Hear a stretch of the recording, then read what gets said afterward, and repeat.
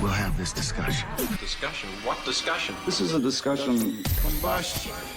Coming to you from Denver, Colorado, this is Discussion Combustion Podcast with your hosts, Kevin Batstone and Arthur Raw.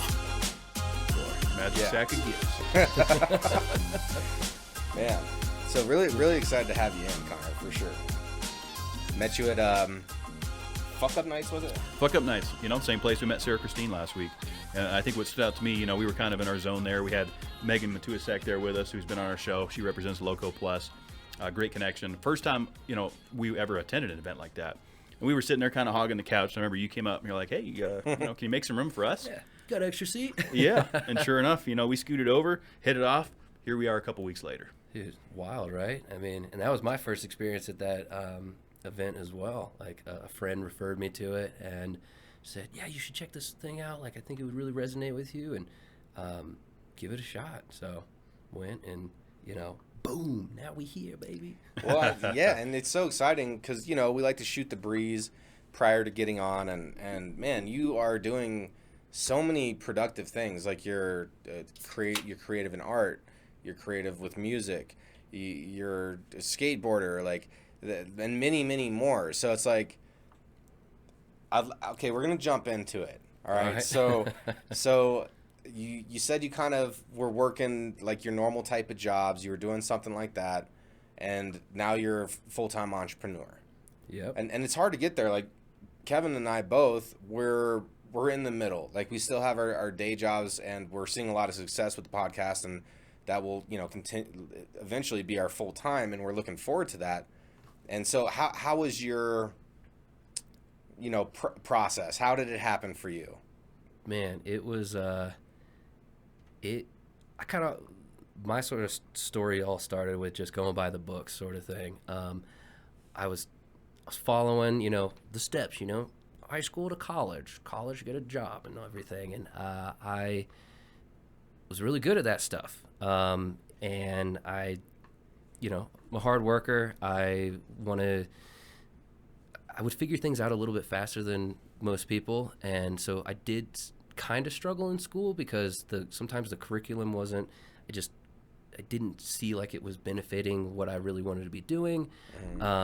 And I think with my hands, like if I can listen and hear things and stuff, but unless I'm like actually doing something and working with my hands, it's hard for me to stay entertained or even retain a lot of the information. So fast forward to go into my background was I went to design school, which I never thought I was going to do anything with design. Growing up, I was like super into sports and thought I was going to do something in the sports world. Highly active individual, very hard to sit still. What was your favorite sport? A little brief question. Rugby. Oh, ooh, yes. Aggressive. Yes. And that started prior to that. So I, even more backstory. Gosh, it's tough to figure out a full starting point. But I spent a good part of my life traveling all around the United States growing up. We'd moved every 2 to 3 years with my dad's job. He was an operations director for an engineering company. Okay. So wherever there's a new project, it's like, hey, we're picking up and going. And when I was turning 11, we got called into the living room, and I'm like, here we go. Where are we going next? I'm like, well, we're moving to England. Oh. And I was like, what? So, and that was the moment where sort of my world really changed, because prior to that, yes, we'd kind of moved around to different cities. I was born in Ventura, California, and then moved all over the U.S. from there, but was kind of in this real, not sheltered environment, but very innocent environment. And then when I moved overseas, and it was just boom, American boy in Manchester, it was a huge culture shock. And I truly feel like I learned a lot through all of that. And Dang, there's so many stories about that. But I know I'm gonna get back to your initial question. No, see, this is what we do on podcasts. Is we like to ask like a big question and then it just rivers off. we get the splinter effect. Yeah. Right. How long were you in England? Gosh, from like 11 years old to like 16 or so, turning 17. That's a pretty good part, the adolescence life. Oh man, yeah. Like I grew up in England. Wow.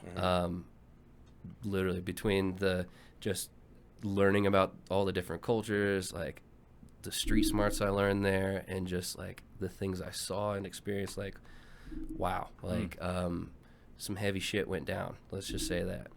I mean, the first day that I was getting walked around my high school there, kids had like busted out on top of like C block and were throwing water balloons off the top, and just it's like anarchy, I mean, people got like pushed out of windows and shit. Yeah, it was gnarly. I mean, half the people were intrigued by me, the other half just wanted to kick my ass. So a lot of fights went down. It was some rough times. I mean, the crew of, all my mates out there like are my absolute blood brothers, and I mean, without them, like I wouldn't, be where I'm at today. Like especially even when I moved back to the country, and two of them like came over and lived with me when I moved, because I came back to the United States and had to do 1 year of American high school, and like just from there went to college, and they actually moved with me to Charleston, where I just recently moved from and everything, and lived with me for like 3 months just to get me acclimated. Like those are the type of friends like you just don't, they'll never be away from you. True homes. You need that though, man, and actually you're fortunate, because, and I feel like I'm fortunate too. I have a close circle like that, and I lean on them for everything, like holding me accountable, like helping me grow, like throwing me with other, like Kevin's helped me grow in so many different ways too, and like for anybody that doesn't have that support, like I encourage you to like get out there and try to break your barriers down and meet new people, because you never know, and everybody needs that support system. Family and friends make you the richest man. Seriously, I believe in it. Oh yeah, and I mean, and it's just about that whole community aspect as well. Like growing up, like when I was moving all the time like that, I was always the new kid. So it was... And that's tough. Oh, hated it when I was growing up. Like, being such a different thinker, and like I just was this... My imagination was very wild, let's just say. And so a lot of kids were, like, worried about being cool and this and that. And I was just, like, this kind of weirdo kid that just would come up with random ideas and very imaginative. And I would get bullied a lot, like, just for the fact that I was different, and it was very hard for me to make friends. And I mean, and it wasn't until like I moved to England where I had like still that separation of people who were despised me because I was American, and then the other section where they were intrigued. And then I gravitated towards that, and it made me tougher, and it also like it was the first time that people were like, I was like, whoa, like I'm really like feeling a part of something, and felt like special, like, and it helped me grow and develop a lot. Gosh, where do we circle around? Like, I'm like, no, you're good. I'm like a ping pong ball right now. Like, where do we go? That's good, man. I mean, look, this is like the mind is always jumping places, right? Like the subconscious. We were kind of talking about subconscious prior, but like it's going to bring you places all the time and always jump around, and that's life. Like it's a little chaotic. Life is chaotic. I mean, that's the beauty of it, right? Just let it bounce around a little bit. I know we were kind of talking. I think the question you presented was, how did you segue from the corporate world into where you're at now? And we kind of took it to the backstory, which is great because we want all the elements. We need the foundation. See, and I didn't even answer your question there. I got caught off guard. Kevin's like, okay, I need to step in. And well, I mean, I'm just going to observe a little bit, but we got the juice from Connor here. Yeah, no, I mean, like, seriously, you're getting to the root. And all of these things, like, it's all been I look at it as like, if we want to use it now, it's like I've been building a ladder, and each piece of this has just been putting a new step on this ladder. I don't see a top of this ladder. You know, we're not looking at an A-frame. I'm looking at it as just a straight ladder, and it continues and continues and goes. And each one of these big milestones in my life or experiences, it's just another, you know, step in the ladder. And you put that in your life to just build a better foundation. You can just keep climbing and growing from it. Really great analogy, by the way. I like the whole A-frame thing, right? We're not going up and coming down. Yeah. And Hundo, who was on a couple weeks ago, used a very similar analogy about, you know, you got to go through every step. You know, if you try to jump steps, you're going to slip and fall back a little bit, which is okay. You can still climb the ladder again. But you got to really appreciate every step and take it in. For sure. Gosh, so the whole back to where it all, let's just say, so when I went from, I graduated, I'll back up to even why I even got into going to design, because I think that's a big important part. Is I'd always been creative. I've always worked with my hands, come up with wild ideas. Like, this thing is constantly just going. Hence why I was very active and love sports and stuff too, because I have a lot of energy. And going through school, my high school teacher in England, Miss Hales, pulled me out of class and said, "You know what, Connor? Like, you need to do something with your art career." And, you know, at the time, I'm like, "Don't tell me what to do." So I didn't really take it into consideration, and just was like, I'm going to do what I'm going to do. Like, I'm going to do something with sports and just be active and this and that.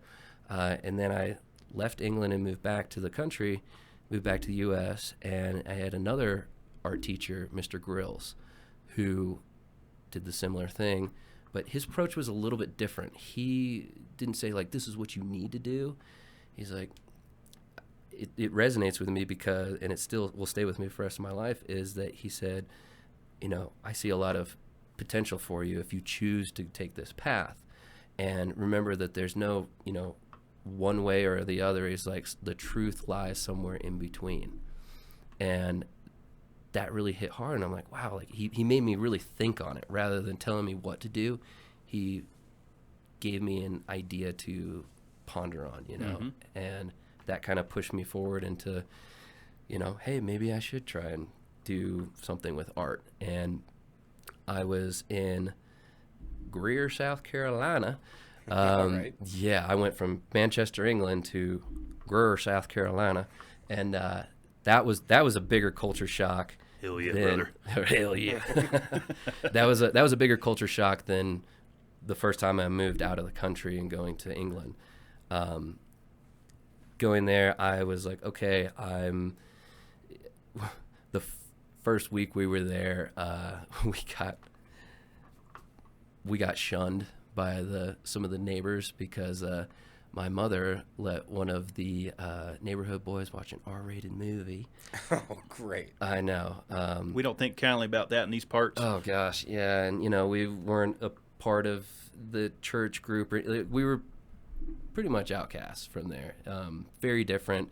But, you know, like, my mom's from, you know, Southern California, and, like, my dad's from Elkhart, Indiana, and, like, they're just the two most, like, humble, genuine human beings, like, you'd ever meet. And so that was a big shock. But, you know, gosh, all right, I almost went into my other story of, like, Well, they're all God, connected. I know, there's just so much. It's like overload. What do we talk about next?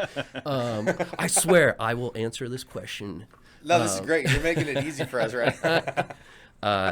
So I'm like, all right, let's apply for design schools and such. And crazy thing, in talking about how, like, the universe talks to you and, like, circles you around and puts you where you need to be, is when I was looking at, because I was like, oh, illustration, let's do something with illustration. And I was going to come out to Denver. So from South Carolina, like, leaving, you know, there, I was going to come straight to Denver.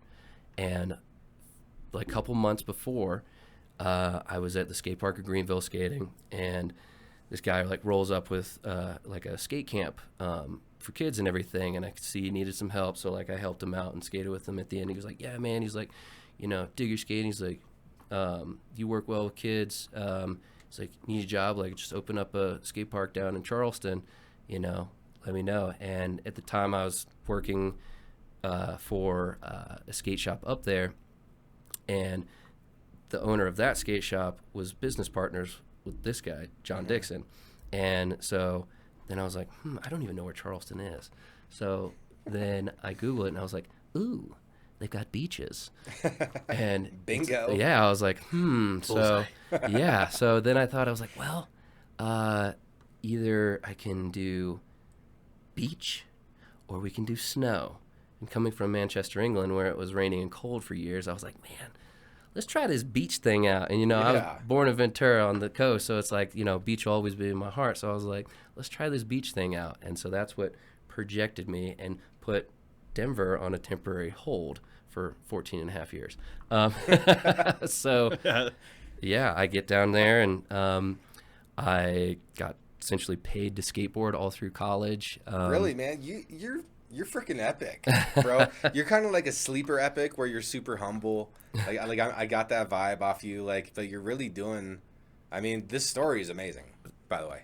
Thanks, man. I you know, I think of, I mean, 33 years, and I have lived and experienced insane stuff, which I'm very fortunate for. Like, even the bad shit that I've gone through. You need that sprinkled in. You do, because Balance. Yeah. That yin and yang. Yeah. You know, you got to take the rainy days with the sunny days. Dude, if it's checker flag every single time, and like you're winning those goals, like, I mean, it gets old. Like, you need to. Where's the struggle at? Exactly. You got to wreck a couple race cars along the way if we're using racing analogies. You know what I'm saying, man? Oh, You ain't hitting them corners tight enough. Oh, That's right. Going sideways. So Send it. Yeah. So That's I get down to Charleston, and I get into design school, and dang, there's so many stories from like the college days too, of because also I knew nobody in Charleston. I had the skate park, and that was it. And then two of my mates from England flew over, and they like came down and stayed with me. And so I had a little bit of time before I started college, so they would like come to the skate park with me and help out and everything. So, and then on our days off, like we would just cruise the city, adventure, explore, party, do whatever. And really got a sort of the lay of the land, and then went through college. I also worked construction on the side to like stack a little extra cash. I also was a student teacher there. I ran the skate park and was a full-time student. What was the trade for construction? The trade, like what did you specialize?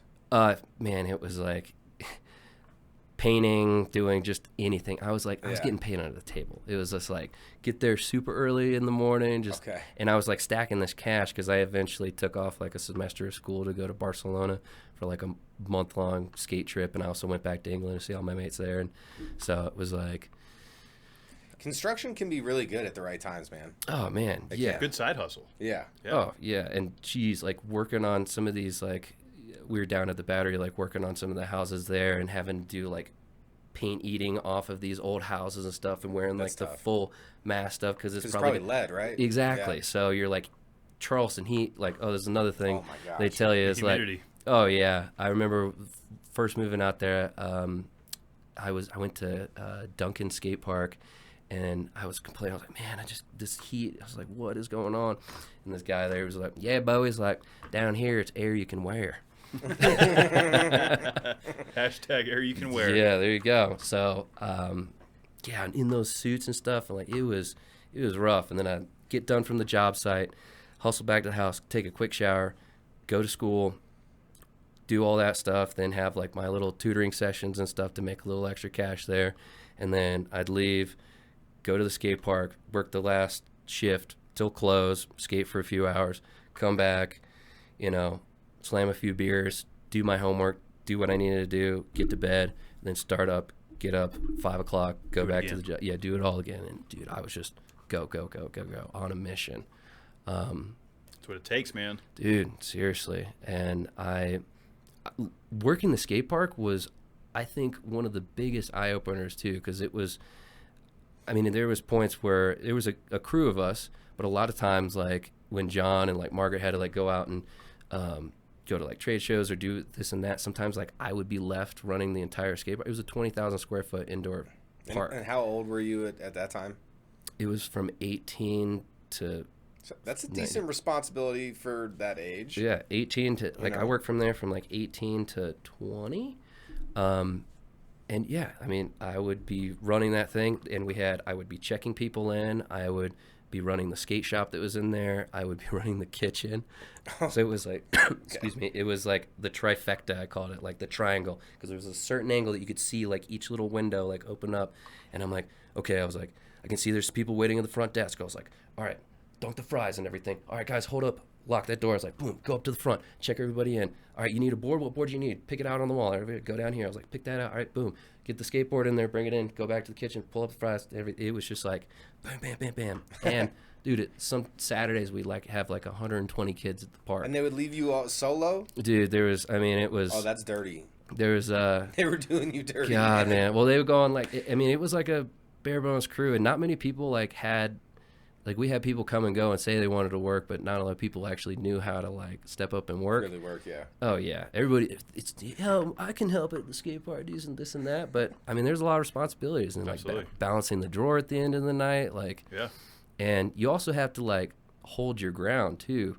Because they're, like, kids are, like, packs of wolves. And they're skater kids. Dude, yeah, They're little impatient. shitheads. I mean, we had, oh, my gosh. We'd have kids come from, like, Myrtle Beach area and would refuse, like, it was, if you didn't have a parent signature, you had to wear a helmet, you know what I mean? It's like, guys, like, I don't personally care, but I was like, this is our policy, like, you gotta wear the helmet. And they're like, don't tell me what to do. And then I'm like, God, we gotta leave. And kids would try and fight you and shit. Like, John had to pull a gun off a kid one time because, damn, oh yeah, it was rough getting shit, rowdy man. in them skate parks, dude. Oh yeah, and we were right in, near like one of the most like gnarly neighborhoods in North Charleston.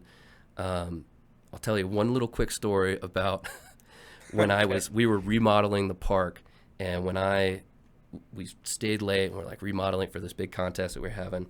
I'm like covered in sawdust, dead beat, you know, and I would take the back route to get back on Ashley Phosphate and go back downtown. And I'm like rolling back through there, and then there's like tape up and lights and shit, and I'm like, some shit's gone down.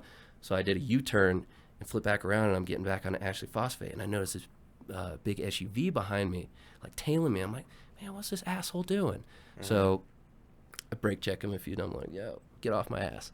And then goes up in a few more blocks, boom, 2 squad cars come flying out from either side, right across, stop all the traffic in there.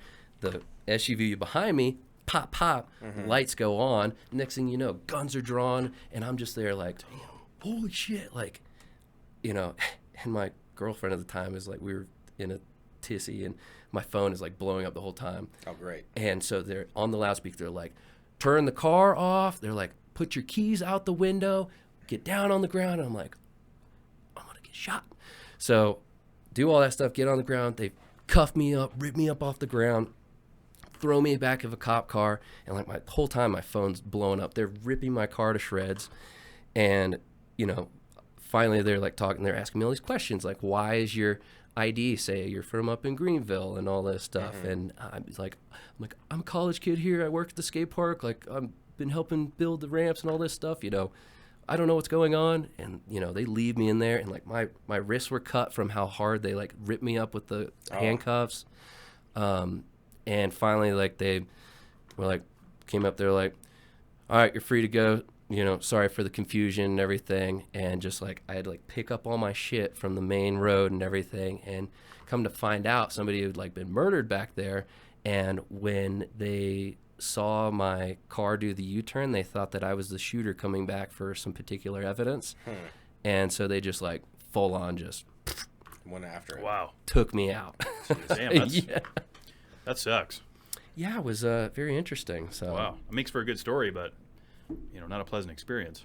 no. So yeah, stories for days. I've seen a lot of shit. Yeah. But So one time I got away I could have gotten a DUI. I don't think we told this story on here. Was this the one where I was with you? Yeah. Yeah, I remember that. Yeah. This is a good one. This actually has never been told. Yeah, I don't think we've told this one. Should we crack some juice for this? Oh, yeah, let's Yeah. do the juice for Ooh, this. should we Yeah, crack some yeah. juice? So, Since we're talking DUIs. Yeah. We'll kill two birds with Here we one go. stone here. Well, so I brought you guys some goodies.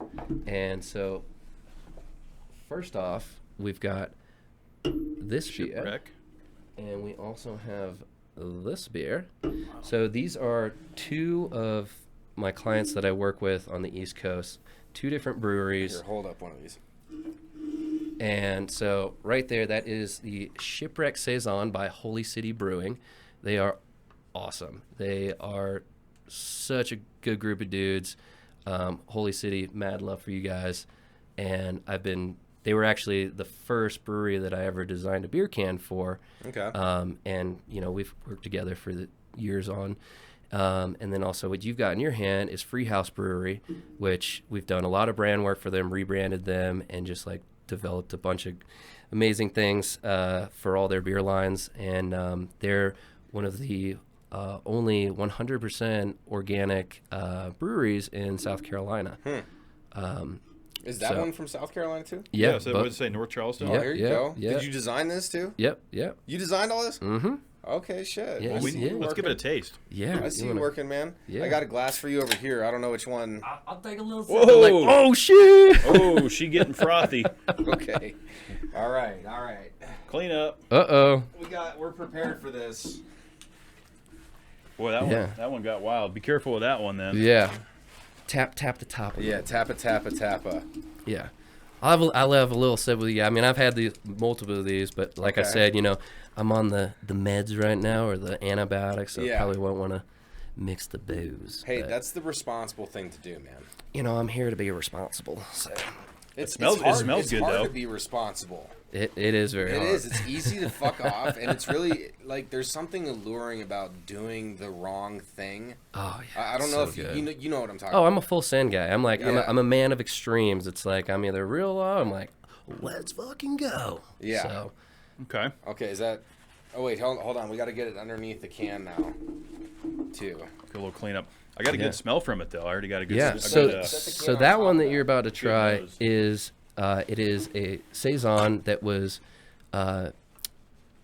barrel aged in rum barrels. So I was reading that on the back. It says it was aged in rum barrels. Yeah, and it was actually a collaboration design between some of my good homies that work at Blue Ion. It's another like design agent. There you go. Tap it out, boy. Coconut cream. Yeah, and they just put Put it in these the treasure chest. Oh yeah. All right. So which one did you want to pour of? I would love that. I got Okay. it's a very limited like that one's like This is the one. oh yeah. Okay. I got plenty of those, and if you guys are really digging them, like I got plenty more at the house too. So How heavy of a pour do you want here? that's good right there. There we go. Yeah, I immediately taste kind of that coconut sensation. That's the first thing I pick up on. It's really good though. Not too sweet. Ooh, it's got a nice. I can taste the rum age too on the back end. Oh yeah, and good. it's a 6.9%. Woo! 6.9. Oh. Boy, you be feeling fine. So That's good, man. No, that's good. That was a fun collaboration between two of us, and we've got an idea for like sort of a release and everything. We wanted to have some sort of pirate ship involved thing. I don't know. There's a bunch of wild ideas, but when I head back to Charleston, I'm gonna meet up with the boys and we're gonna slug a few of those and figure Yeah, something this one's out. delicious too. I know you want to get at this. Yeah, here, give this a Yeah. go, Art. Yeah. So That one's good. That has a good full body flavor. It's kind of tastes like a little bit like a porter, a little bit, right? South Carolina's That's coastal good. waters, Yeah. home to some of the finest oysters on the planet. So that one was a cool collaboration with all these different oyster farmers out on the East Coast, and it was one to help support like clean waterways and everything, and just it was a whole story behind like how everything was developed, and even with like the design of that can, that is the actual like East Coast right And you there. did this one too. Mm-hmm. You got Yeah. some good artwork. Thank you, man. I like Thank it. I you. could see why you're seeing success with this, man. Excellent. Yeah, that was a fun collaboration. So like, Blue Ion crew, we went back and forth developing that one, And then this one, this was 100% through my This company. one's really 7. good though too. This is a unique flavored beer. I don't know. It kind of reminds me of something else, but it's definitely stands on its own though. The coconut gives it that tropical Oh, is feel. that what it is? The coconut note you're picking up on. It's the coconuts. Make it clap. Woo! It's good though. I approve. These beers are delicious. Heck yeah. Yeah, these guys are good, man, for Well, sure. I know where to get them from, so Next time I'm down in South Carolina, I got family down there. heck yeah. So next time I'm down there, I'll check these guys out. For Oh, sure. please, But yeah. I'm gonna flavor that one again. Very, very like, tasty. either you guys ever make a trip there or friends and family, let me know. I love to put people up and like, because you can research and say like, oh, like this is where you need to go. No. 14 and a half years of being in Charleston, like I know all the good You know spots. the Oh stuff, yeah. I got We want that like bar. That no, not the bar, but the little restaurant, the little tiny restaurant that nobody knows about. Yeah. It's like mom and it's the grandpa's. diviest of dive Yeah, bars. yeah, and Want the like spots. you Oh, know man. when we walk in, everybody's a regular, so they're like, "Who in the hell are these people?" You know, something like yeah. that. Oh, I got you guys. Hell yeah, for brother. sure. Man, I got to do a lot of traveling. Yeah. We got a lot know? of traveling coming up. Got lots of traveling that I got to do, man, and. You know, I want to cash out on rain checks of like, yeah. You say you have some hospitality. How about that? Damn, I was like, how many sips of that beer is that? Hospitality. Sometimes I make up words. That's a great segue into the almost DUI situation that Oh, you got Yeah, into. I know. Yeah. Yeah, come on. I can't even put together a word now. know. So, Kevin and I, we were having a couple beverages. We were playing pool. I think I We won. were playing pool. He thinks he won. And I know I won. So, hey, that's not what we're talking about. No, you're right. You're right. This was so about. But you are a good billiards player. I'll give you I'm that. mediocre. I'm a better dart You know, thrower. yeah, you'll beat me in darts, but I feel like I can hold my own to you. I feel like we're 1 for 1. So this is about 12 years ago. I And feel then like. air hockey, I will smash. Oh, air hockey, I suck, bro. Air hockey, I'm not good. I do this like whip. I do a whip with it. I'm not good. Either way, we each had at least 4 beers because we each had our own pitcher to ourselves at least. Yeah, table stakes before they got rid of table stakes here in Denver. So Table stakes. What's Yeah, it was a pool hall that they now turned into a gas station. Oh. Yep. So I mean, like I was good to go, but you know, over the legal limit, of course. And so we're driving back to the apartments. We lived in the same complex, and I was smoking primetime cigarettes back then. You know, they come in like the singles. You could get the grape or peach or whatever. I think I got either of those. And I always backed in. I still back in. You Yeah. know, that's how I like to park. I feel like that's how. Yeah, man. You got in That's case how you need gotta to do get it. going. Yeah, you gotta leave. You gotta leave, man. And so I back into the 7-Eleven. I get my prime time. I come back out to my car. I go to light it, and I'm like, I don't have a lighter. And then there's some dude standing behind my car smoking a cigarette. So I'm like, perfect. That would be perfect. And so I go get a light off him, and then hop back in the car. I'm getting a couple drags off that. And as that's happening, as I'm kind of getting back into the car, a canine SUV squad unit just pulls up right in front of the Subaru. And, you know, I didn't think anything was wrong at the time. And so he turns on his lights and, you know, we're hot now. Oh man. And so he walks up to the side of the car, standard procedure, you know how they do. And so He asked for both of our IDs, from what I remember. he did ask for both. Yeah. Is that standard procedure to ask for both? I don't know. I remember. I mean, he ran yours and he wanted to run mine. That's what I remember. And I was 21 at the time, so it I was love how 12 you years asked ago. me because you're like, oh, I had one with cops. It's like I guess he knows a lot about He cops knows now. everything And now. You know, the streets teach us a lot of things. But so our background check or whatever he did, you know, we passed. We were clean. And so he comes back up to the window and he's like asking, you know, where are you going from here? And I'm like, you know, and I was coherent, like I wasn't slurring. I knew where I was going. I knew how far away I was, you know, coherent. And so he's all like, you know, have you had any tonight? And I'm like, you know, I had a couple. He's like, probably a couple too many, you know? And so we were getting a little anxious at that point in time. Kept it cool. Yeah, we did. We were keeping it chilly. And We were young. we were. I was 21. You must have been 23. Yeah.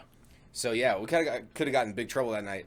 And he ends up asking the dude behind the car because he was like, what were you talking to that guy about? You know, the guy that I got the lighter from. He was like, what were you talking to him about? And I was like, well, I just got a lighter. I didn't have a lighter. Yeah. And so he yells at the guy because thank God he's still there. Yeah. And he's like, what did he ask you for? Well, he needed a light. Yeah. And then the cop is like, you could tell he's a little frustrated. Yeah. You know, but he's like, all right. He was looking for a low-hanging fruit. Yeah. Yeah. He thought I was doing a drug deal. Right. Is what it came That's down what to. I was like thinking Yeah. about. I was like, man, he was fishing for something. He Yeah. saw something and he was trying to act on it. He was hoping he could swoop in and be like, okay, I got you, you're done. Yeah. That didn't happen. No. Checklist. Yeah. So no, I wasn't doing a drug deal, but at the time I was selling weed, and I had a whole ass mason jar in the car full of pot, and I don't even know if I knew that. yeah, Yeah. it was in there. So I was like sweating bullets. The canine unit sitting right there. I'm like, oh my god. Oh, dang. And yeah, he ends up being like, all right, well, you know, I'm gonna let you leave. You know, I'm gonna let you go. You know, don't get a DUI on your way home. That's what I remember him saying the most Yeah. is don't get a DUI tonight. Or no, he says, I hope you don't get a DUI. Yeah, and like we were literally like an Aurora block, which is Yeah. a big ass block in Yeah, yeah. Aurora, and we were an Aurora block away, and we made it home safely after that, dude. But we Close call. We Man. definitely- Close call, yeah. Yeah. Yeah. So Good story for sure. You're telling Yeah. some really good stories tonight. We gotta reciprocate on our end. Yeah, man. no, man, I love it, man. Like I said, and too, it's like I'm learning more about you guys as well. It's like, you know, I know you want to ask me all these questions, and I talk for days, but like also too, like hearing this, like that's part of conversation Yeah. and getting to know and developing your community is just like being open to those conversations and allowing people to have that space to be a part of it. Because like nobody likes nobody likes to be talked at. That's you true. know? That's a good point. Yeah, that's why we like to have a discussion that combusts, you know, and just Yeah. kind of have a good time and have a couple beers. These beers are Yo, delicious. you Dude, yeah. need a little top off over there? Or are you okay? God, I'm being so naughty right now. No, you're all right. You're all right. Well, okay. But No, I mean you're all right getting some yeah, more is what right? I meant. You want another pour?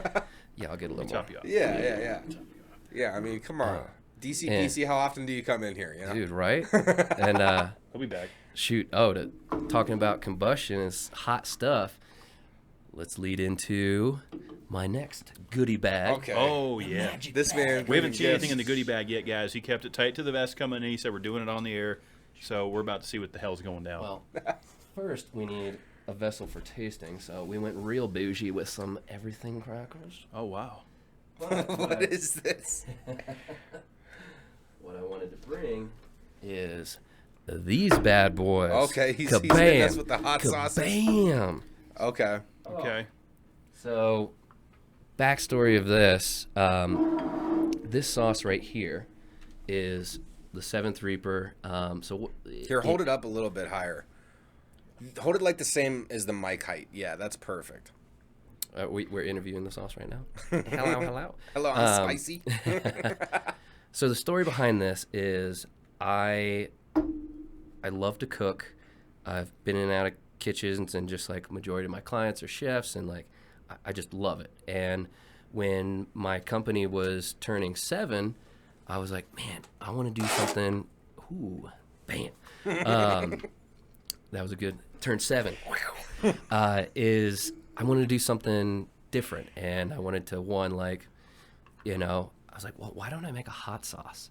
And so I got into my kitchen and started like working on like flavor profiles and thinking about it. And so my roots come from, so I was adopted at birth, and so I'm half Argentinian and half Polish, and so I wanted to pay homage to my roots and came up with base it off of a red chimichurri sauce, which a lot of people don't know about. They think of the green, vibrant chimichurri, but there's the one that's like based more off of like paprika and chili peppers. And I'm starting to salivate. You just talking about all this. and hot oils. So I took that flavor profile, and then I'm like, well, how do we spice this thing up? And I'm like, well, I founded my company in Charleston, South Carolina, so why don't we use the Carolina Reaper in this sauce? So I've never made a hot sauce in my entire life before. And These things are professional looking. So that's when I was thinking about it. I was like, well, if I'm going to do this right, how about I partner with a local hot sauce company to create this thing? And so found out about Sauce Leopard, and come to find out that like we knew a bunch of the same people, and like I'd seen his brand around and was super impressed with it and tried his sauces, and we're like, wow, like dude's got some amazing stuff out there, and he's going to be going places. So we met up for some beers at the Lakeview Lounge out near Sloan's Lake. Okay. And That's a great spot. I've been there recently. Location, yeah. man, so good. Had some beers and like talked about the idea, and like he was into it, so I created the base sort of flavor and invited him over for a lunch, and I cooked him a lunch and everything, and we tried it out, and he's like, wow, he's like, this is really good. I gave him the sample. I was like, all right, man. I was like, you turn this thing into a hot sauce. Like, how do we make this into something? And you know, we went back and forth with some flavors, and like he made it into the saucy goodness, which is a staple for Sauce Leopard. And we're like, wow, this is awesome. So we bottled it up, and it initially was supposed to be just for like my release party, and it turned out so incredible. We're like, holy shit, this thing is like gonna go somewhere, you know? Okay. And so then we started doing like sales of it, sold out entire stock first time we released People it love for hot sale. sauce, man. Dude, yeah. And People love Huge hot commodity for it, yeah. you know, and Sean's got like a really great following. So sold out, we released it again, sold out again, and then we're like, wow, what's the next step? And let's just say I can't talk about what the next step is. Okay. It's about a month Enough out. said, But- that's yeah. all you got to say. But it's a But stay tuned thing. It is a Something's stay coming. tuned thing, and I am.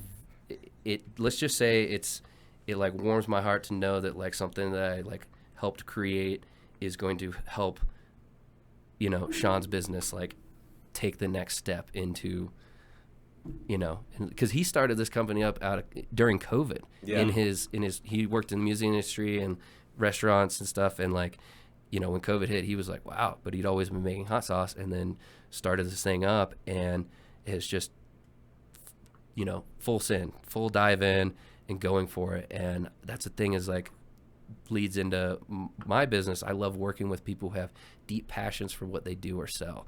And when I see that, it's like I want to use my skills that I have and my company skills to like help that flourish and become something. And this right here, like, So which one's the flagship sauce? so like these are their flagship sauces. I brought you some other ones you guys can try. So Okay.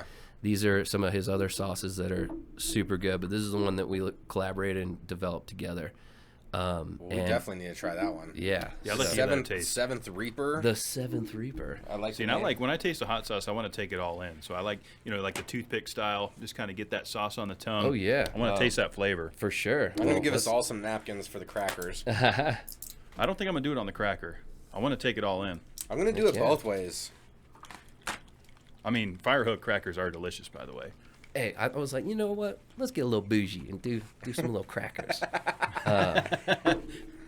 So Oh, you got that southern charm to you. I can sense that. I mean, 14 and a half years down there, man. Yeah. Like I mean, I met some incredible people down there, and I've got some really good, tight-knit family down there, you know, that's just like, you know, Charleston will always have a piece of my heart, even though I'm not there full-time anymore. You know, I fly back quite often, and, you know, I'm just having another chapter. So Well, for all the I'd like to people get down there. from out there tuning in, you guys got some good people in your lives. I can tell that. Absolutely. Charleston, and great beer, too, by the way, in that area. So Heck really yeah. enjoying this. Yeah. Thanks for all the treats, man. Dude, I mean, well, thank Thank you you. guys for bringing me on. I mean, like, complete stranger, like, I mean, and I know that we hit it off, and there was some good energy going, and like, I'm just thankful to be here, and you know, giving me this opportunity. Like I said, I'm relatively new to the Denver area, and just trying to meet people and like get inspired and inspire other people and just help. And like, you know, I have a lot of things I can help people with, and I'm just here to do that. So Well, we're happy you're here, man. You brought us treats, delicious things. Let's light my palate up. I want to see what All we right. got Yeah, going on. man. What do you? Where should we start? We want to try that let's one. Let's yeah. go with the Seventh Reaper first, and then work our way down from Here, there. you want have here? I could do this in thirds here. I'm not going to do the cracker You don't want taste. cracker? No, I want to take the hot sauce in on its own. Heck yeah. I agree with that. I do agree Well, with that. because I mean, technique. the everything fire hooks are delicious. I love these, but I really want to experience this seventh gen here, Yeah. Well, I'm gonna do a or little. the seventh Reaper, I should say. How hot is it? Like, do you have the Scoville on there? Let's see this pour. Let's see how fat that pour is. So I'll do it. Let's just say, so this one is, there's some kick to it. Okay. But we wanted it to be more approachable to a larger demographic, and didn't want it to we want people sopping this up, not like one little dab and this bottle will last for 3 years. You know, it's we want you sauce it up, take it baby. up. Sauce it, baby. Up. All right. So- Here, let me pour. Yeah, you get some. Okay, I'm gonna put it on the cracker, and then I'm gonna go from put my finger on what I put on the cracker. Yeah, I want to take this I'll thing do it a couple different ways. Yeah. Yeah, and this was based off of a red chimichurri style sauce, and then we, put it up with a bunch of other awesome ingredients in there, and working back and forth with Shawn Yeah. The charred depths of hell. Yeah, actually, that is really a good sauce. It smells really good. I'm excited to get this thing live action. Let's go, baby. I'm sorry we're not all trying it together. I couldn't resist. Man. That's delicious. Yeah, it's not too hot, which I like. I like tasting hot sauces. I can handle some heat. Bring it It's on. that's delicious. Oh, it has the heat on the back, though. Right? There you go. That's what. Yeah, it comes in. You wanted to complement your food, and Right. to build with it, and then on the backside you're like, yeah, man, I got a little heat on the back end. So, No, that's good. Really delicious. A lot of flavor. Yeah. I can taste everything that's in it. I like that. yeah, people get a little scared of the seeing the Carolina Reaper on there because the thing will Carolina get you. Reaper, yeah, for sure. But yeah, I mean it's No joke, man. I love that hot sauce. That's really that's good. really good hot sauce. heck yeah. That's, We will endorse that. You can become a DCPC sponsor. heck yeah, dude. Seriously, and then Sauce Leopard. Big shout out to Shawn. I'm super grateful that you even gave me the time to be being a part, because he's built in the short span of time that he's had this company, he's gone above and beyond, and Delicious. I'm really excited for him to make some serious power moves in this. Yeah, that's upcoming cool. You were year, able to collab with him too on the seventh. What is it called? The Seventh Reaper. Seventh Reaper. Yeah, really Sign- delicious, man. Yeah, so Essentially celebrating everyone my can 7 get a years. good look at it. Get that Seventh. thing in there. Yeah, man, that is delicious. And And I like I bet you did the art on it too. I might know a guy. I love it, man. Yeah, I like the color of it too. You can just see how much epic things are happening in this bottle. Right. Yeah, we the fun part too is writing the copy for it as well.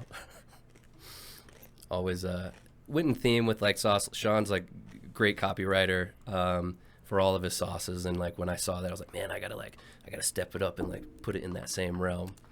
So I approve. That's the right I'm a amount of fan. heat, man. I'm a fan. It's the right amount. It, is on the back. It sticks with you, but it's not like that type that sticks with you where it's so intolerable. Right. It's not like where your palate is salivating so much to compensate for it. It's really good. It's got a good balance. A little bit of sweet, a little bit of heat, which I like. I'm sweating a little bit right now, though. I'm not even gonna lie. It does have that kick, though. But that cleanses your body, your mind, and your soul. I like the Right. balance. The hot sauce. The balance is there for sure. I'm a fan. it brings you to the depths of hell. I had fun with that one. You got 2 more over here. Yeah. So we got So the Crimson Drip. Crimson Drip, and we also got Skyrider. Sorry, listeners. I'm trying not to crunch and munch too hard into the mic here. Well, that's why I elected for no cracker. But Yeah. more importantly, when I taste sauces, one of the coolest places. When I went to San Diego, I was tasting some hot sauce out there Yeah. at the Hot Sauce Shack. People go in there and give me the hottest one you got. Right. Dip it in, and then you see them crying and running away.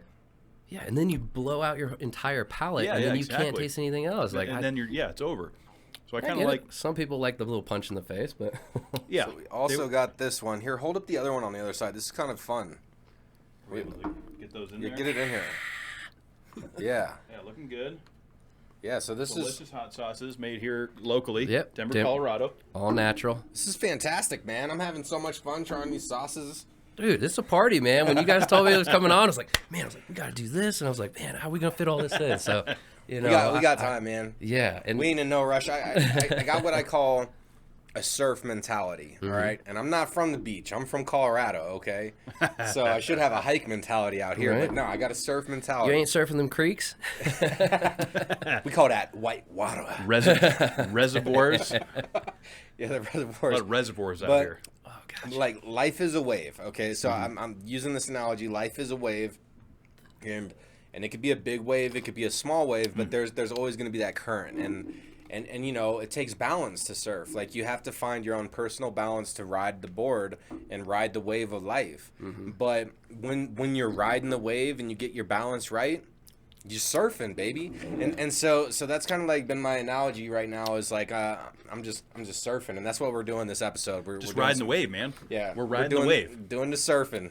We're riding the wave. That's right. And I'm gonna go ride the bathroom wave while you guys chat a little bit. I'll be right back. Yeah, Okay, yeah, no worries. yeah. Absolutely delicious hot sauces. Heck yeah. And Yeah. delicious beer. Yeah, delicious beer. Beer, hot sauce. I mean, this This is is a long podcast. I already know, so I'm prepared. heck yeah. Okay, I didn't try this the second one quite yet. Yeah. Give it a So shot. I didn't do this one yet. This So is you the one haven't I'm done. Okay, you're doing. trying- And then the red I'll do after. Gotcha. Go for it.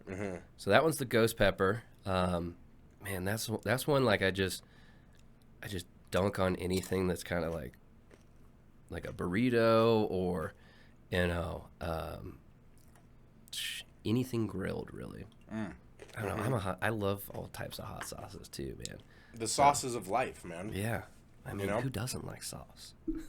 If you're not into saucy stuff, I mean, I like it saucy. Yeah. Okay, I don't. I like to get saucy and I like saucy.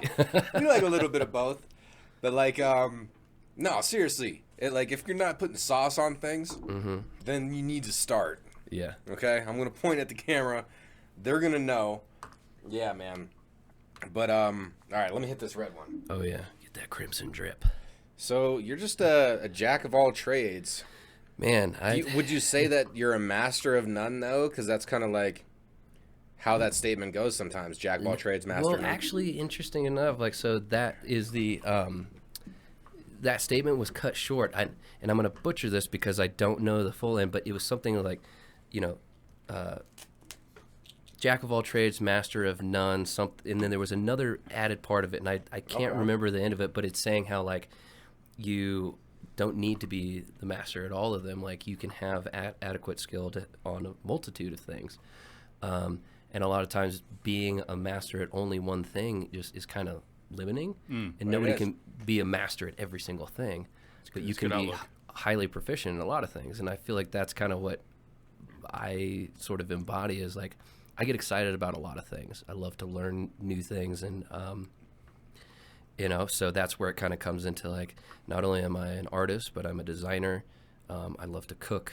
I play drums. Like just anything to like. That was an eloquent answer because I was that was a little bit of like a test question, and that was an eloquent answer. But I agree because I've done construction. I've sold anything that you could sell.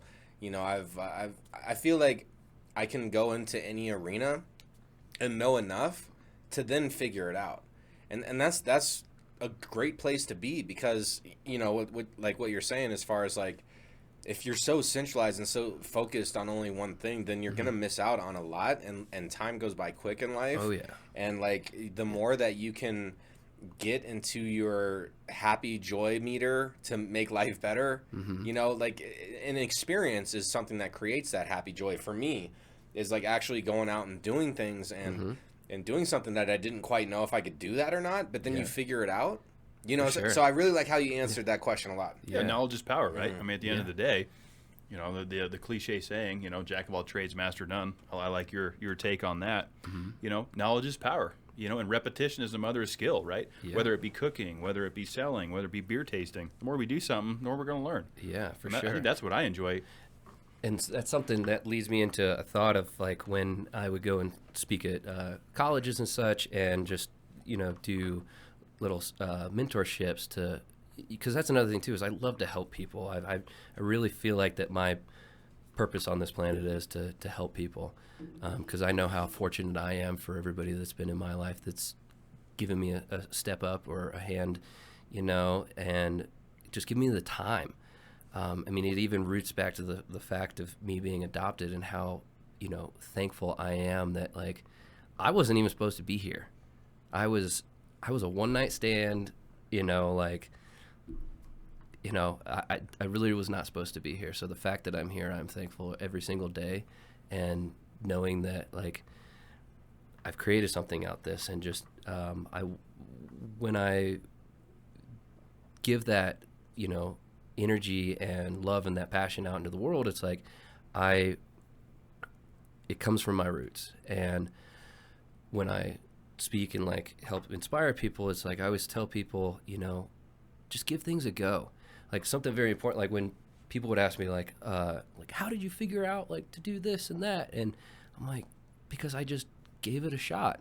So a lot of times people wait way too long. They're like, oh man, I really think they have the sets, like, I want to be X, Y, or Z, or I want to be X, and they put it on this pedestal and they glorify it, and they're like climbing this ladder to, like, reach it, but they've never even, like, actually tried it yet. So they they might be in that stable job, they might be in college, they might be in high school, and they might have this glorified perception of this thing that they really want to do, but they haven't even tried it yet. Yeah, so how do you know that that's even going to make you feel full? Exactly. Yeah. So you wait years and years to, like, figure this thing out. You finally give it a go.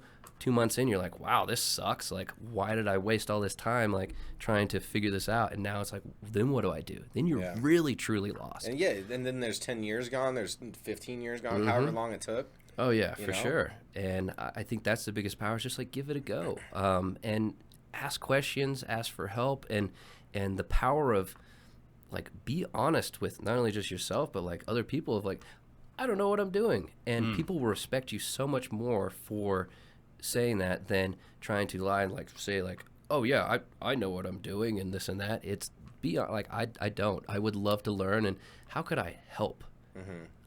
Is a big thing that's helped me along to where I've gotten in the world.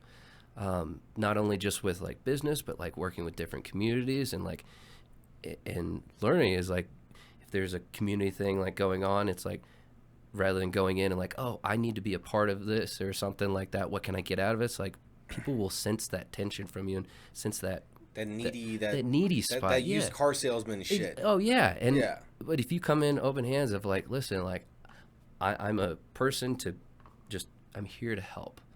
Like, tell me what your vision is, or, like, I'm just be respectful in that way. And gosh, I could go into another story about that, of being out at, like, Standing Rock when fighting for the I've been through a lot, but I'll save that. You're coming on again.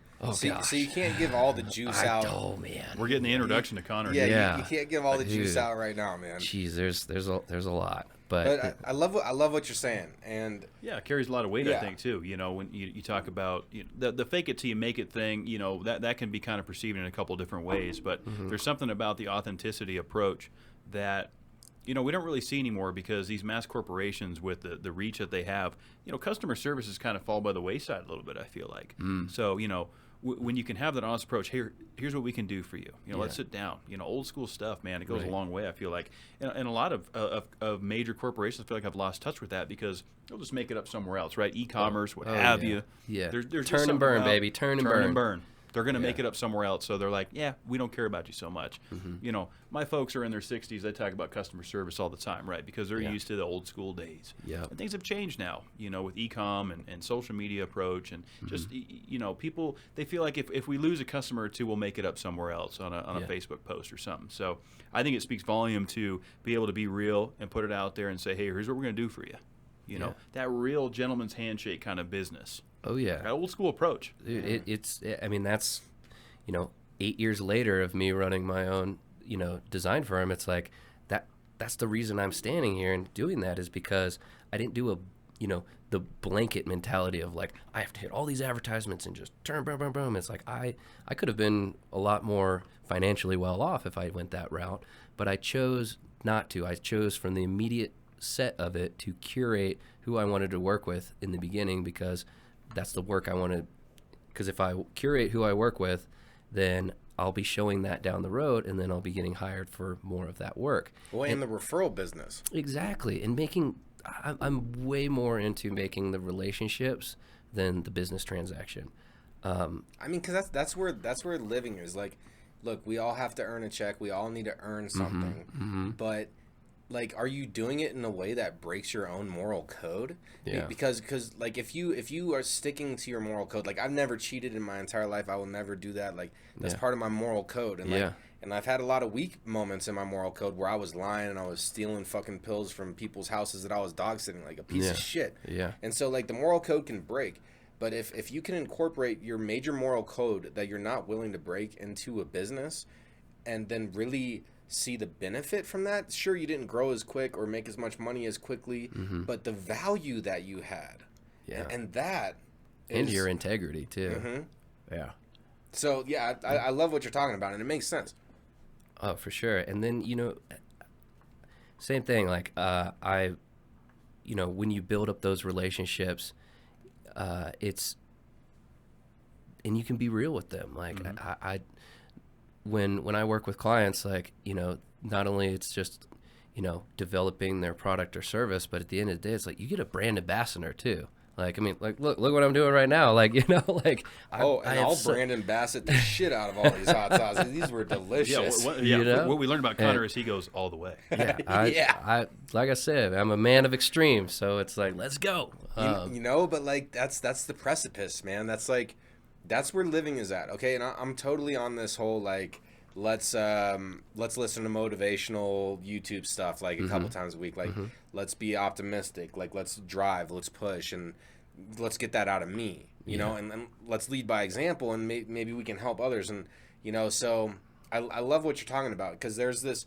it's perpetual energy. That's the thing, is like everything we're talking about right now, being, giving without expecting to receive, giving because you feel that's the right thing to do, and it. That's that subconscious network. Yeah. Like, that is going to pay dividends, and money is a tool. Like, it's not all about money, right? It's about experience and how your life treats you back, because karma's a real thing, and like everything has a price.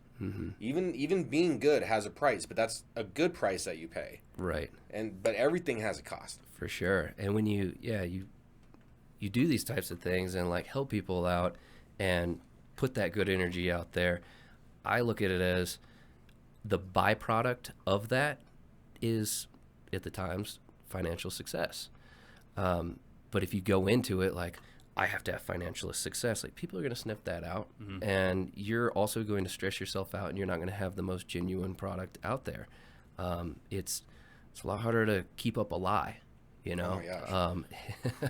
When, it's another thing too, is like when brands come to work with me, it's like, I want to find the true essence and the story of like, who you are, why you matter, like what you want to put out into the world and everything.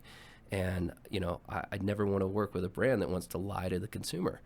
'Cause then you're always going to be chasing that lie. You're always going to be chasing that lie. So, and people will eventually sniff you out. So just being authentic throughout the gate, is a lot easier to do. And also too, it's going to give you a lot more integrity down the road. Absolutely. Yeah. It's better to keep your ducks in a row out of the gate, right? They're not tiptoeing around, well, he said, she said, manipulating the system. Oh, wait, what did I say? What do we have to say again? Hold on. Yeah, exactly. No, I respect that, man. I think you're running an honest system over there, and that carries more weight in itself, I feel like. Because, again, like I was saying, people are so used to getting fucked over, and Jeez. Here, we'll do this for you, and then, like I said, customer service is almost not existent anymore, when it comes, because they're just like, fuck you, so, man, we got to keep it humble, we got to keep it real, and I can respect that a business approach for sure. Yeah, it's the times that I've questioned, sitting there like, starting up the company, I went, it was 3 years before I really made a break on anything, and gosh, see how it like circles back to like the initial question of like, where did all this start? Yep. So I'll just do a short little notes of it. Went to design school, graduated. My last year of school, I did an internship with a design agency, which I, told them, I was like, what's the prospects of getting a job here? And I signed my contract on a Thursday, had my portfolio show on a Friday, spoke at my graduation on Saturday, had Sunday off. Monday I started work. And so I was like right in it from the get-go. Worked in that design agency, and then worked another corporate job like as a creative director for an international signage manufacturing company. And you know, it was a great experience learning those levels. But there was also something there like none of it really fit. I'm a very loyal and dedicated individual. And so I was very good at those jobs, but it wasn't the right fit. And I can really truly see that now. And so with before I moved on to do my business, was my bosses like sat me down and were like, you know, listen, you have done amazing work for us and everything. Our company is shifting more towards the manufacturing side than the creative side. So either we'll give you a raise and like keep you on as like a production artist, or we'll give you a 3-month severance to, you know, and then pay for you to go to any design conference you want to. And I was like, let me think on that. And I obviously chose the second route. So, and, you know, super thankful for all that work that I did there. I rebranded their entire company. I learned so much, not only just in the design world, but also the manufacturing and the corporate structure and stuff. So in that, I was like, it was a necessary step in my ladder. And each rung. Oh my gosh. And so when I left there and I started pursuing like, you know, my brain, I was like, well, okay, I guess I'm just going to go get another agency job that's more fit in the creative realm. So I go to this design conference, and right before the keynote speaker goes on, my phone rings, and it was for this project proposal I sent out that I didn't think any much of. And they're like, hey, you know, we got your proposal. We love your work. When will we start? You know, and I'm like, oh, I'm out of town. I'll get back with you when I'm in town. And so that was on my mind. Conference goes through, and then I just couldn't get it out of my head of like, shit, maybe I should do something, you know, like maybe I should start my own thing.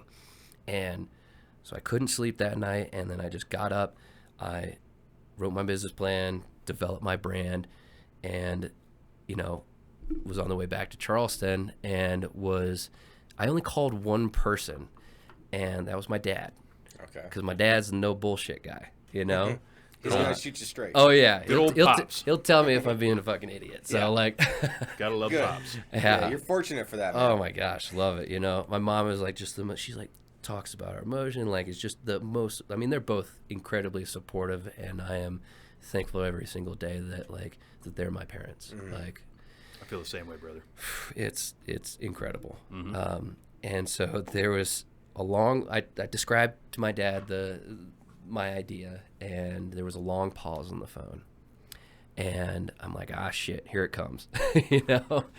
And he's like, you know what, Connor? He's like, what you're describing to do is going to be a lot harder to do when you wake up at 45 than at 25. He's like, do it now while you have the energy and the passion. Because remember, you have the rest of your entire life to work.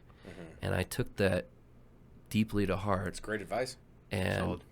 I've, you know, any time that I was getting down on what I was doing and thinking, this shit's not going to work, like I would think back to that. And you know what? Just keep trucking. And I you know, started up on my own dime, and like ran it out of the second bedroom of my house and built a shed in the back so I could do some of my bigger art projects. And it was a wild time. I mean, I got really, really creative on how to, you know, network with people and stuff, because I realized like I don't have a lot of money, but I have a lot of time and I have a lot of talent. So I utilize those in different creative ways by networking and collaborating with different restaurants and bars and this and that, doing an event I called Pints and Canvas, which was essentially a drink and draw way back in the day. And I would figure out their like slow nights and everything, and I would do all of the marketing and like publicity for it, bring people in that have never been to this establishment before. And I had a bunch of art supplies, and I work well with people. So I was like, I'm going to teach people how to draw and be creative. while sipping some drinks and getting a little, you know. I mean, that food. sounds like a fun evening. Yeah. So Yeah. and I never gave any sort of like, we had some drawing prompts, but a lot of times like this is an open platform. Like there's no right or wrong here. Like if anything, like if you just want to slap color on these little pieces of canvas, like that's cool with me too. If you want me to show you how to draw, you know, like a human form or something like that, I can help you in any way. So I would go around the table and work with each individual and just like build them up. And like I'd have people who were like, man, I work at SunTrust Bank, and like I can't remember the last time I was creative. And he's like, I'm not creative. I'm like, everybody is creative in their own sense. And just seeing people light up of like the shit that they would make, it's like that like felt really good to me. And then again, the byproduct of it was people felt that experience and they were like, hey, I know somebody who needs some design work, or like somebody's doing a product design or something, and it just snowballed into that. So my business kind of sprawled from there. And it, you know, I have my business essentially runs itself in Charleston. I have a great brand new reputation there, a lot of amazing clients and friends, and I'm very fortunate for it. And now I'm like here in Denver, and I'm trying to do that same thing and just like build another big friend group and a big community. Cause like we got your back, man. Yeah. So we're so happy to have you in here. Yeah, Holy- yeah, We man. can introduce you to a lot of people, man. I mean, that's the cool thing. Like when you came in here earlier, you talked about the networking piece. Yeah. And just how important that is when it comes to business and networking and growing your business and growing your reach a little bit. I mean, we've seen that on our end. We've been really fortunate to, you know, you look at the Denver event, right? Yeah. We went down there, had a couple drinks, just hang out. Now you're on our show, right? What does that lead to? You're in our wheelhouse now, Connor. There's no getting out. Yeah. All right? Yeah. I'm in. You're in. Should I have brought my tattoo gun? No, I'm just kidding. Okay. You got one of those too? Brother. Are we unpacking another layer of the Connor saga No, here? no. This is coming back for the round two. I'll swear I have never done tattoos on them. I mean, On anybody but myself. on just myself. Yes. Yeah. Yeah. Jack of all trades. Jack of all trades, you know. Well, it's good to spread it around a little bit. It's good to be knowledgeable in a lot of areas. It is. You know, and kudos to you for coming out to Denver. You know, this is a fun city, man. There's a lot going on here. There's so much potential in this city too. I think that's what's really cool about you know, the scene. You know, I moved here in 2007. Art's obviously native. You're kind of new to the area, but what I love about Denver is there's just so much innovation here and so much potential. Oh yeah. You know, whether that be music, art, development, whatever the case may be, technology. It's a great place to be. It's People extremely do shit. expensive. Yeah. People do shit. You know, they like to do a little bit of marijuana and they like to drink, which you know, that checks both of my boxes as well. So Yeah. And I love how like when people like they don't just do this, like they do this, but they actually follow through with what they're saying. they talk the talk and walk the walk. Exactly. Right. And I love that. Yeah, I do too, So- man. Yeah, this is a good place for sure. You know, there's a lot of great places. I mean, you said you've traveled all over. Obviously, you've lived across the seas. You've been here yeah. from California. I like Texas, man. You know, we have a big plan to take this operation to Dallas as well. We're going to kind of split it a little bit. So, Heck yeah. I like Tejas, man. Yeah, I'm heading to Texas at the end of this month, Austin, for a design conference. Excellent. Yeah, that design conference actually, how I met one of my best friends. Oh, wow. Who is like the man in Denver. Shout out to my boy Adam Vickerell. Big love to you, brother. What's up, Adam? Yeah, he. I'll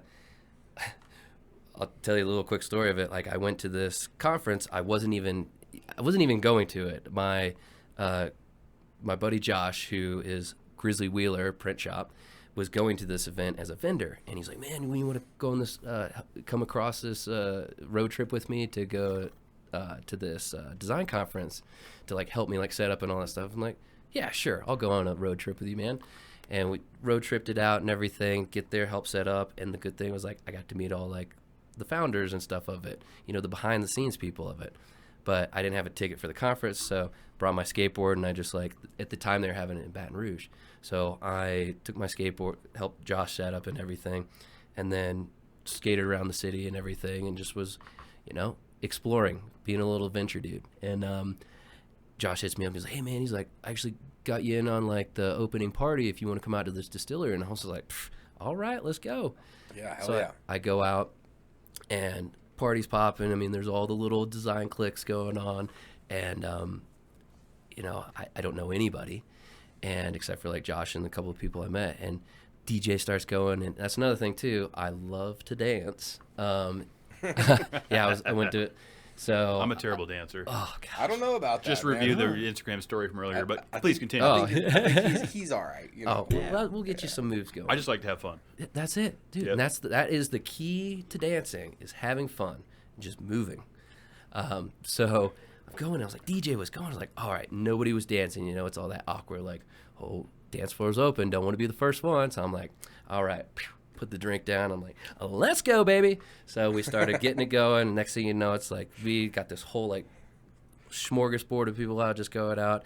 And then I see Adam over there with his drink, and he's just bopping around a little bit. And like, and I take a look at him, and I go, Come here. come here. He comes out, and he just like bops up. And then like next thing you know, we're in like a full-on dance battle together, going for it. I mean, there was one point like, he like flipped over, like I caught his ankles, and like we're doing like wheelbarrow man through the thing, Y'all and just are going like hard like oh that. man, yeah. Come on, and, I've never done anything like that my entire life. dude. And like everybody's like, oh, DJ's popping up, and then like finishes, and we're like, did we just become best friends?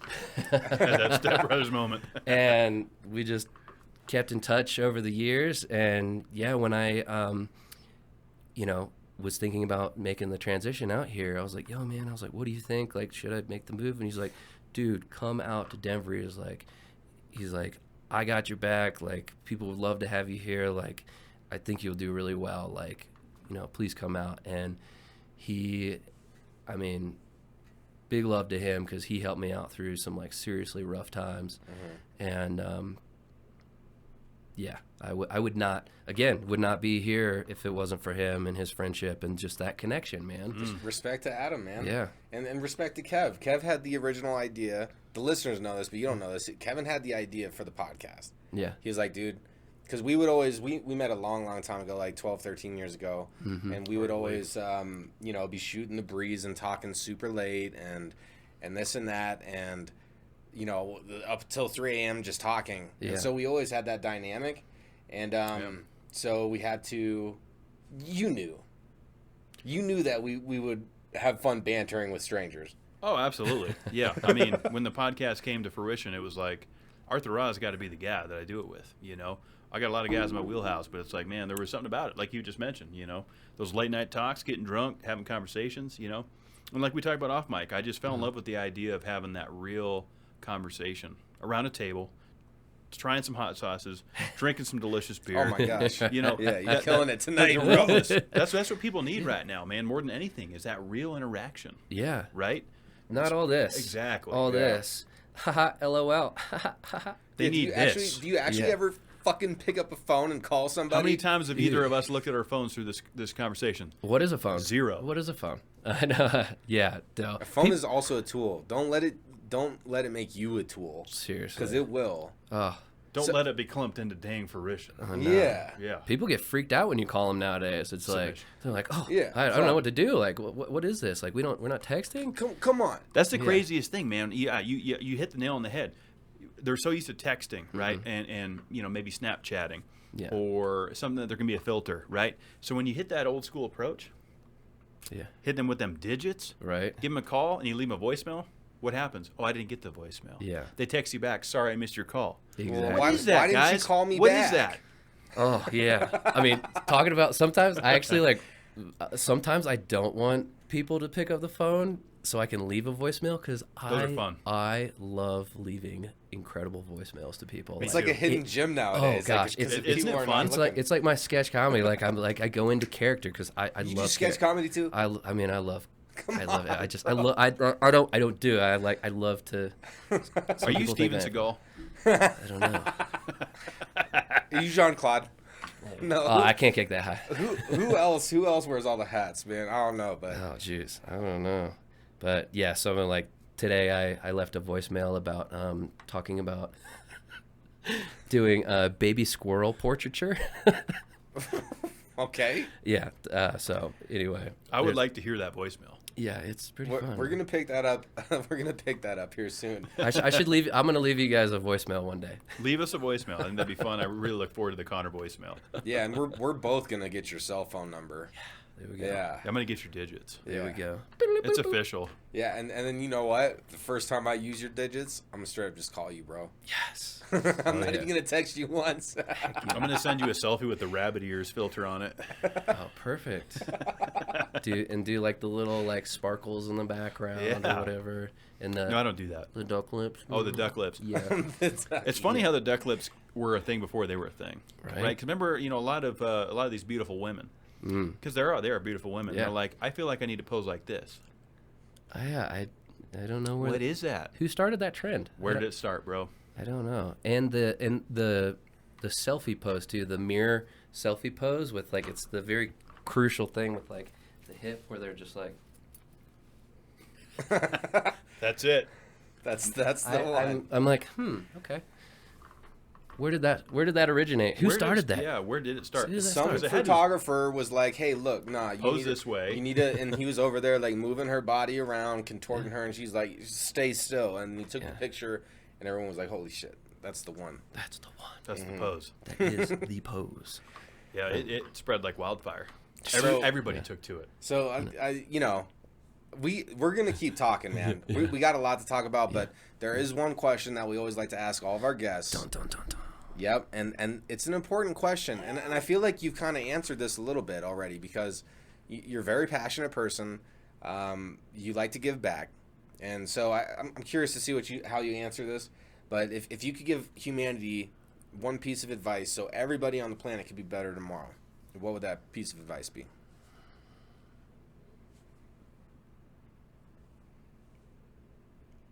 Open your heart to more communication. We're communicating so much in this day and age, but in a very disingenuine way. Like just there's no real emotion. It's so fast. The technology is going on, and we're so busy with our lives that we don't take the time to truly open up our hearts and look into different perspectives of people. And I think that society would be such a greater,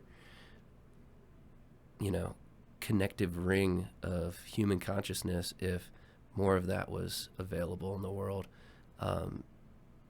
And for people not to be scared to do that. I know it is scary to open up in those ways, but having a little more confidence in that. I think about that from all of my traveling around the world and experiencing different cultures and being in some really fucked up situations too, is just thinking like, God, like if people could just open up more and have better dialogue and conversation, we would probably avert a lot of fights, miscommunication, wars, all kinds of shit. And I know probably people have said other versions of this, but I mean, I think it just needs to be said over and over and again, because a lot of times, it doesn't take saying something once to make it imply. Like people can say this 100 times, and it might be the 110th time that it might click for X, Y, and Z person. So I think just reiterating that. No, you go. Yeah, I mean, it's a conscious decision too to be able to look at it that way, right? And I think the more we pound that out there, it's true, because opening up to true communication is something that we've lost touch with. We kind of echoed on this cast a little bit when it comes to the keyboard warriors or the social media people, the influencers. Show the good times, show the bad times. We've touched on that many times, but be real. Yeah. And be real within the communication. I think that's something that's important to echo on, man. I really do, because like we talk about with the phone calls, leaving voicemails. That's the real communication. Doing what we're doing right now, real stuff. Get together with your people, hash it out. I see more conflict over the Black Mirror and the fake screens than I do in person. Right? You might still disagree with someone across the table, but at least you still leave on good terms. Like, okay, let's agree to disagree kind of thing. Right. We've lost touch with that a little bit, man. So I really appreciate that advice. Yeah. I hope that was kind of succinct in a way, or like. So I'll echo a point of yours is the repetition, because within repetition is perfection, and you're never gonna. I think about an affirmation, for example, about trying to influence your own subconscious by implanting a simple sentence or phrase into it until it repeats it back to your conscious. And so if you're doing that and you only do it a couple times, then it's never going to echo back. But if you do it for months on end and you are really diligent and you keep the repetition up, then if that echo becomes the call eventually. So it's no longer an echo. Now it's the actual voice. Totally. And so these kind of reminders, man, these reminders of listening, of having better communication, and opening up opening up your mind to have those kind of conversations, So that's the challenge for the week, and we've had this challenge before, but let's pick up the phone and call people. Yeah. I feel like that's super important, because when you're texting, you're not hearing a voice, you're not hearing the inflections in the voice, you're not feeling that emotion. You're implanting whatever emotion you're feeling into whatever they're saying. So it's like a text could be read 1,000 different ways based upon how you feel. But if you call somebody, then you're actually going to accomplish more in less time and deliver a more genuine, authentic experience for yourself and your existence. Oh, yeah. So let's pick up the phone and call people, and I think that's great advice for humanity. Yeah, let's pick up the phone and call some people. Yeah, let's talk. They used to call me on my cell phone. Dun, dun, dun, dun, dun. Right? Oh, get it going. Yeah. Come on now. Yeah, Come on. hearing that people's voice too is soothing. Like, there's people that I really love and care about that just hearing their voice. If I'm going through shit, like, just they could be talking about a fucking bread basket or something. I don't know, something random, but just hearing their voice sometimes just like lets me know that the world's okay. Yeah. And you're never gonna get that through a text message, an email. So true. So Yeah. And even video calling, that's one thing I like to do too, because I like to see people. Yeah. So you can really take it in. I mean, you take it from a phone call to a video call, you're going live action, right? Yeah. And you see people. And I'm going to echo off a John Ekstrom point for my advice for the week. And that is to scroll to the bottom of your text list. The last person you texted, I want you to call them. The last person at the bottom of the text list, give them a call and check in on them. See how they're doing. Yeah. They would love to hear from you. Yeah. Dang, that's a great idea. Like, I thought about that, like, of just doing because I recently just like imported a bunch of like contacts and stuff into I'm actually going to be doing a company like newsletter, which I've put my foot down on because I didn't want to like put more noise out to it, because I wanted to have those personal connections. But I'm like, God, there's just so many out there. I'm going to blanket it out there to all my clients and everything, colleagues, and then from there, if they reply back to it, then I can have that personal connection again. So I was like, all right, let's do it. But like looking at some of those contacts, I'm like, damn. I was like, I really need to catch up with so-and-so, or like, what's going on? I was like, I really hope they're doing okay.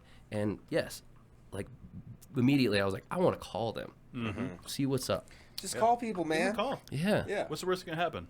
Your call has been forwarded to an automated voice messaging system. And then you could do one of your favorite things to do, which is leave an epic voice Yes. message. Leave an epic, just Live something, action. something random, or just like poses. Like I do the dominoes one quite a bit, so that's a funny one.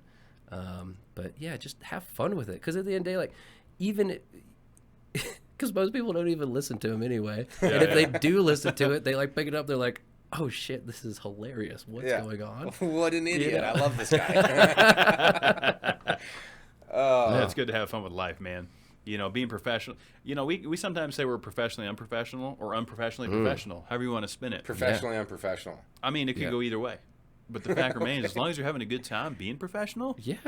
send it. Yeah. Oh yeah. Get them clients on the horn. Have a good time. Oh, Call yeah. your friends. That's Be real. That's the thing. Like when people work with Seven, it's like not only you're getting the professional side, but you're also getting that energy too. Because a lot of times when people got this new idea and they're like building it up, or this new product or something, it's like, I want to get you hyped. Like, let's get it hyped, because I want that energy to be encased in that product or service that you're putting out there, so that your clients are going to be like, whoa, this thing's hot. I like it. Yeah. Let's do That's a good this. feeling to have, man, for Yeah. sure. And that's a good segue into a point of where can our listeners and everybody tuning in right now go to find Connor Locke to get in touch? Well, you could go to follow7.com, written out, or on Instagram, you can do 7 a visual craftsman. And those are probably the two best ways to get in touch. Like, those are through my business side, but if you want my personal side, my Instagram is Con7 BST, and I'm currently living over in like the Globeville area, end of like Rhino area, so I'm like all around there, close to Mission Ballroom and stuff, and love frequenting around those places. And I don't know, I'm always down to meet up for coffee, beer. Well, I drink tea. I don't drink coffee. Coffee makes me insane. Seriously, you think there's energy now? Like, you have coffee, like, boom, it's like an atom bomb hit, and I just can't focus on anything. Yeah, like, but yeah, just I'm open to talking with anybody, and helping anybody out with business help or consultations, or just if you need somebody to talk to you. Like, that's the thing. I'm here and open to whatever life's gonna kind of throw at me. Caught it. Well, I love it, man. We're gonna leave all your stuff in the show notes, and thank you for being open and available to talk with us tonight and share your story and open up about it. We're getting you back in the studio here within the next year. We love doing that, and now that we've developed a friendship, it's like a different dynamic on the episode. Heck yeah. And man, what a pleasure! What a pleasure! Yeah, seriously, and pleasure and an honor to like be here, and thank you guys again. And I know we were kind of all over the place with stuff, but the hot sauces, the beers, the beers, everything. I mean, I still don't even think I answered your first question. No, you did. So, listeners, sorry if it was a bit of a pinball effect going on, but hope you got a little drip of sauce in there, but we'll see. I think they got more than the hit of just a drip. They got that full Connor effect. All right, for sure. Well, awesome. We're out there. Cool, guys. Thank you so much. Yeah, thanks for being here, man, for sure. That was awesome that you drove down here and, got to experience the DTC area. I know you're new to Denver, so. DTC, does that mean down to Connor? I like to spin. I like to spin there. You visited DCPC out in DTC, and it was such a pleasure. It sure as hell was, man. Listeners, you already know. Be good to yourselves. You deserve it. And we'll do it again, Connor. Till next time, friends.